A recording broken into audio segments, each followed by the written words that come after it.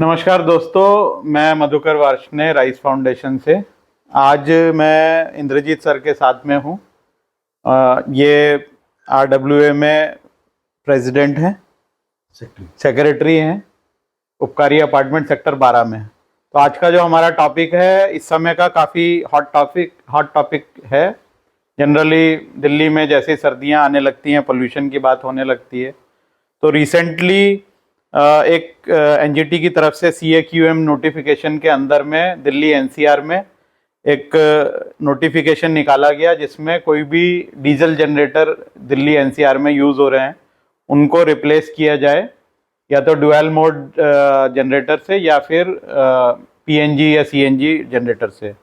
तो इसमें जो नोटिफिकेशन निकाला गया उसके अगेंस्ट में द्वारका में स्पेशली कुछ संस्थाओं ने इसके खिलाफ अपील करी है। और अभी अपील का जो जवाब है वो, यह अपील पे सुनवाई नहीं हुई है, लेकिन उसके बावजूद उपकारी अपार्टमेंट में इंद्रजीत सर ने जो जनरेटर्स हैं, नए जनरेटर रिप्लेसमेंट के ऊपर काम करना शुरू किया और इन्होंने ऑर्डर भी कर दिया है। तो अब मैं इनसे यही जानना चाहता हूं कि अपील का आउटकम का वेट ना करते हुए CAQM का जो अपील है, इन्होंने जनरेटर सेट का नए जो नोटिफिकेशन के हिसाब से बदलने चाहिए उसको ऑर्डर कर दिया है। तो ऐसा इन्होंने क्यों किया? और मुझे लगता है कि इनको काफ़ी लोगों के फ़ोन भी आए होंगे, लोगों ने कांटेक्ट भी किया होगा इसी मुतालिक कि अगर अपील का आउटकम नहीं आया तो आप अभी से क्यों जनरेटर अपने चेंज कर रहे हैं? Thank you. ये जून के अंदर एक नोटिफिकेशन आई थी जिसके अंदर 2 महीने का एक टाइम दिया था कि आपको डीजल जनरेटर को कन्वर्ट करना है, या तो फुल्ली PNG के ऊपर या ड्यूल गिट के ऊपर। ड्यूल गिट में आप डीजल भी यूज कर सकते हो और PNG भी यूज कर सकते हो। तो ज़्यादातर वैसे उसके अंदर स्पेसिफिकेशन में ड्यूल गिट की बात हुई थी। तो जब हमने ये नोटिफिकेशन देखी तो हमने एक टेक्निकल ग्राउंड एंड पोल्यूशन को देख के हमने ये डिसाइड किया कि हम नोटिफिकेशन को ऑनर करेंगे और हम इसके साथ चलेंगे। पोल्यूशन एक ऐसा मैटर है जिसके ऊपर एक कंसेप्ट वो लोगों के अंदर क्लियर है कि कोई भी कंट्रीब्यूट कर रहा हो पोल्यूशन पे, उसको हम ख़त्म करना है। तो एक रीज़न ये था। दूसरा ये था कि हमारे सारी द्वारका में लगभग सारी सोसाइटीज़ के जनरेटर 20 साल से 25 साल से ज़्यादा हो चुके हैं, पुराने हो चुके हैं। तो 25 साल के जनरेटर को आप एक इकोनॉमिकल लाइफ और वो टेक्नोलॉजी जिसमें पोल्यूशन का जब इतना ज़्यादा जोर नहीं था, उसको आप कैसे कंटिन्यू करोगे? तो अगर हम फाइट भी करना चाहें CAQM के साथ तो टेक्निकली हम इतने स्ट्रांग नहीं होंगे, क्योंकि जो जनरेटर 25 साल चल चुके हैं उन्हें आप कंटिन्यूस नहीं चला पाओगे। दूसरा है कि अगर आप नोटिफिकेशन में एक्सटेंशन की बात कर रहे हो तो जो एक्सटेंशन करनी है उस एक्सटेंशन से अच्छा कि आप इमीडिएटली कोई एक्शन लेना शुरू कर दो, क्योंकि एक टाइम में क्योस हो जाएगा। आपके पास इतने जनरेटर नहीं होंगे मार्केट के अंदर, या आप इतने IGL के से कनेक्शन लेने में सक्षम नहीं होंगे। इसलिए हमने ये डिसीजन लिया कि हम will go for a new generator, और ये हमारा जनरेटर आ चुके हैं। तो एक तो ये हो गया कि टेक्निकल ग्राउंड पर भी इसको चैलेंज करना मुश्किल है, ऐसा आपने बोला। दूसरा, जो IGL की तरफ से आपने बोला कि IGL के पास नहीं मिल पाएंगे, ये क्या चीज़ है पूरी? क्योंकि इस पे भी मुझे ऐसा लगा कि कई लोगों ने ये बात ऑलरेडी रेज करी है कि IGL के पास सफिशिएंट इन्वेंट्री नहीं है, और आपको कैसे मिला? IGL के बारे जब हम पहले इस प्रोजेक्ट को देखना शुरू किया तो हमने IGL का एक भी, हमें PNG मिलेगी कहाँ से, तो हमने IGL से ही मिलनी थी। तो IGL को लोगों ने एक भ्रम फैलाया कि IGL के पास कोई इन्वेंट्री नहीं है, कोई स्ट्रक्चर नहीं है, इंफ्रास्ट्रक्चर नहीं है। पर जब हमने अप्रोच किया तो हमें हमारे जनरेटर के लिए 300 मिली बार के लिए प्रेशर चाहिए था। हमने जब उन्हें अप्लाई किया तो उन्होंने हमारे कुछ फॉर्मेलिटीज पूरी करवाई और हमारी जो एक वारंटी भी अपना इनिशियल अमाउंट जमा करानी थी वो करा दी। विद इन 1.5 मंथ हमारा सारा काम ये पूरा हो गया और अब हमारा एक मीटर एक रह गया है, अदरवाइज हमारा काम पूरा।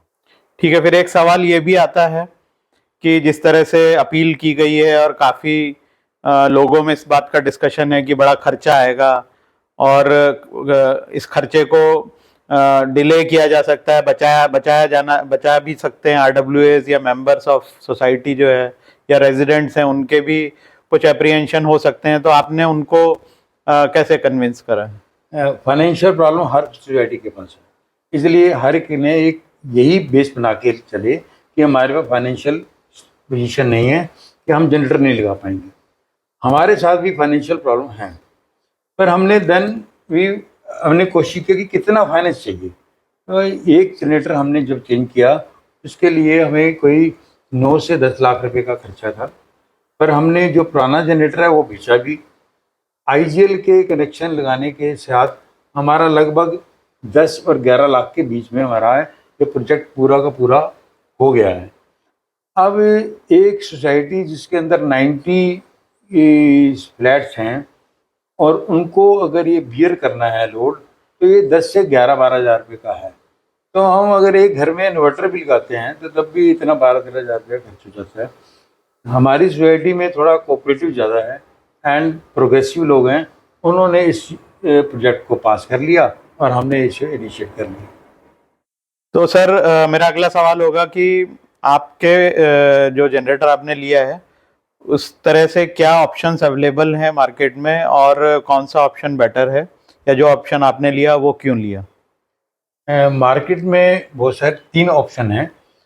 एक तो ड्यूअल किट का जो सबसे लोग पॉपुलरली बात कर रहे हैं कि ड्यूअल किट का है, और एक है प्योर पीएनजी का, और एक DC4 एक नॉर्म के ऊपर जो नए इंजन आ रहे हैं डीजल के, वो 4 को ये रिकमेंड कर रहे हैं, तो पूरी डीजल पे चलेगा, उसके अंदर पोल्यूशन कंट्रोल्ड है, तो इसलिए वो लोग एक ऑप्शन है। पर हमने तीनों में से पीएनजी को चुना है। पीएनजी में पोल्यूशन वाकई ही कम है, क्योंकि उसकी ऑटोमाइजेशन की जरूरत नहीं पड़ती, उसमें ऑटोमाइजेशन का प्रॉब्लम है। ड्यूअल किट में प्रॉब्लम क्या है कि जो पुराना इंजन है उसके ऊपर आप ड्यूअल किट लगा रहे हो और उसको कुछ मॉडिफिकेशन करने के साथ चलाओगे, उसके अंदर और भी ऑपरेशनल प्रॉब्लम्स भी हैं, क्योंकि वो कुछ लोड के लिए वो है, और ड्यूअल किट लगाने से इसकी एफिशिएंसी कम होती है। सबसे बड़ी बात जो हमने नोट की कि ये 20 साल 25 साल के जनरेटर के ऊपर ड्यूअल किट लगाने से आप इस जनरेटर की लाइफ कितनी आगे चला सकते हो, शायद आपको 5-6 साल के बाद इस जनरेटर को दोबारा बदलना पड़े। एक ड्यूअल किट की कॉस्ट हमें 7 लाख रुपए पड़ रही थी। ओके। और जो नया जनरेटर लिया वो 9.5 लाख का पड़ा था। 9.5 लाख में से हमने 2 लाख के करीब हमें रिटर्न मिल गया इंजन बेचकर, तो ये लगभग 7 लाख और 7.5 लाख रुपए की कहानी है। 50-60 हज़ार रुपये में हमें लगा कि बेटर है कि हम पीएनजी में जाएं।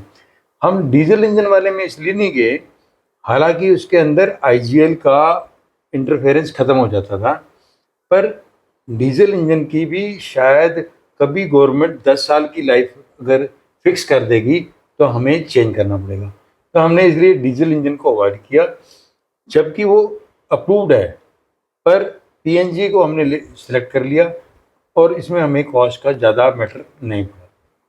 ठीक है, तो इसको इस तरह से भी हम देख सकते हैं, जिस तरह से करंट सिचुएशन में एनवायरनमेंट के इश्यूज आ रहे हैं और सरकार डीजल गाड़ियों को बहुत ज़्यादा प्रमोट नहीं कर रही, ऑल्दो गाड़ियाँ नए स्टैंडर्ड्स पर हैं, मगर इस तरह की बातें सुनने में भी आ रही है कि आगे शायद डीजल और महंगा हो, जिससे कि लोग दूसरी जो ग्रीन टेक्नोलॉजीज हैं उन तरफ या अल्टरनेटिव फ्यूल्स हैं उनकी तरफ डाइवर्ट हो। तो मुझे लगता है कि एक सही कदम है आपका।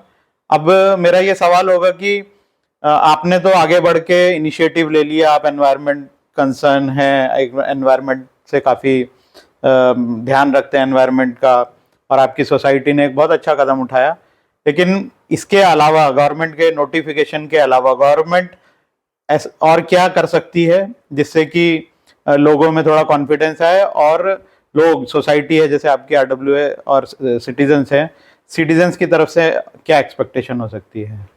मैं मानता हूँ गवर्नमेंट ने 2 चीज़ें करनी चाहिए थी जो उसने नहीं की। एक तो आईजीएल की इंफ्रास्ट्रक्चर और आईजीएल के पास कितनी पीएनजी अवेलेबल है और वो कितनी जल्दी से हर एक को कनेक्शन दे सकता है, इसकी क्लैरिटी गवर्नमेंट और आईजीएल को देनी चाहिए थी। ये क्लैरिटी मार्केट में ना होने के कारण बहुत सारे कन्फ्यूज़न हैं और इससे एक कन्फ्यूज़न के कारण लोग अपना डिसीजन ले नहीं पा रहे। दूसरी बात यह है कि ये बात तो है कि इन्फ्लेशन के कारण और सोसाइटीज़ के ऐसे सिस्टम में फाइनेंशियल प्रॉब्लम्स हैं और उनको एकदम ये 10 लाख 15 लाख का बर्डन जो मिलता है वो एक बारी जल्दी से वो उसे कर नहीं पाती। तो ऐसे में मैं मानता हूँ गवर्नमेंट ने अगर पॉल्यूशन को ही इतना महत्व दिया है तो उनको एक सॉफ्ट लोन पॉलिसी लानी चाहिए थी जो बहुत लो रेट के ऊपर आपको लोन प्रोवाइड करना चाहिए था, जिससे जो सोसाइटीज़ इसको अवेल करना चाहें तो करके उसको इसे जो पोल्यूशन के लिए जो प्रॉब्लम है उसमें सोल्यूशन में पार्टिसिपेट कर लेते। और आरडब्ल्यूए मेंबर्स, सिटीजन्स, उनको किस तरह से इसके ऊपर अपना व्यू रखना चाहिए? एक्चुअली जैसे जैसे हमारी पोल्यूशन की प्रॉब्लम बढ़ती जा रही हैं, एनवायरनमेंट की प्रॉब्लम बढ़ती जा रही हैं और कुछ यहाँ पे जैसे एनसीआर के अंदर अर्थक्वेक की एक कहानी बढ़ती जा रही दिन ब दिन, ऐसी इक्वेशंस में हमें कभी भी इमरजेंसी फंड चाहिए होंगे। ये सोसाइटीज़ को सोचना पड़ेगा कि एक ऐसे इमरजेंसी रिजर्व होने चाहिए जो कभी भी ऐसी इमरजेंसी के अंदर वो इसको सस्टेन कर पाए।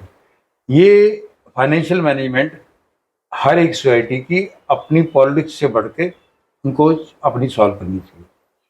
कहने का मतलब है कि जो क्लाइमेट चेंज या एनवायरनमेंट से रिलेटेड अब मुद्दे सामने आ रहे हैं जिनका असेसमेंट नहीं हो पाता है कि इसका मॉनेटरी इम्पैक्ट क्या है, तो ये एक मॉनेटरी इम्पैक्ट की तरह हम देख सकते हैं कि पॉल्यूशन जब बढ़ रहा है और अगर हमें अपनी गाड़ियाँ, हमें डीजी सेट्स अगर बदलने पड़ रहे हैं तो हमें सीधा ही ये खर्चा है। और अगर हम आज भी अगर नहीं इस पे काम करते, एक्शन नहीं लेते हैं एनवायरनमेंट पे, पोल्यूशन पे, तो इस तरह के और कई स्टेप्स सरकार को कठिन या सख्त स्टेप लेने पड़ सकते हैं और जिसका इम्पैक्ट हमारे ही ऊपर आएगा, लोगों के ऊपर आएगा, क्योंकि इसमें लोगों का योगदान भी है। तो मुझे लगता है कि आपकी सोसाइटी और आपके मैनेजमेंट की तरफ से एक बहुत ही अच्छा इनिशिएटिव है। तो दोस्तों, अभी आपने सारी बातचीत सुनी और हमने ये समझने की कोशिश की कि जो एनवायरनमेंट का इम्पैक्ट है या पोल्यूशन का इम्पैक्ट है वो किस तरह से हमें डायरेक्ट अब इम्पैक्ट कर रहा है, हमारे को उसके मॉनेटरी इम्पैक्ट्स दिखने शुरू हो गए हैं। और अभी सोसाइटीज़ को या आरडब्ल्यूएस को या पूरे दिल्ली एनसीआर में डीजल जनरेटर्स को बदलने की बात कही गई है। तो इंद्रजीत सर जो हमारे साथ, जिनसे हमने बातचीत करी उपकारी अपार्टमेंट्स में, इन्होंने इनिशिएटिव लेकर जो अपना डीजल सेट है वो बदलने के लिए ऑलरेडी ऑर्डर कर दिया है। तो इस मुद्दे के ऊपर अगर आपके कोई सवाल हैं वो आप हमें कमेंट्स में लिख सकते हैं और अगर आप इनसे बात भी करना चाहते हैं तो इनका नंबर जो है वो हम डिस्क्रिप्शन बॉक्स में दे देंगे, तो आप इनसे डायरेक्ट संपर्क भी कर सकते हैं और कोई गाइडेंस लेना चाहे तो ले सकते हैं। धन्यवाद।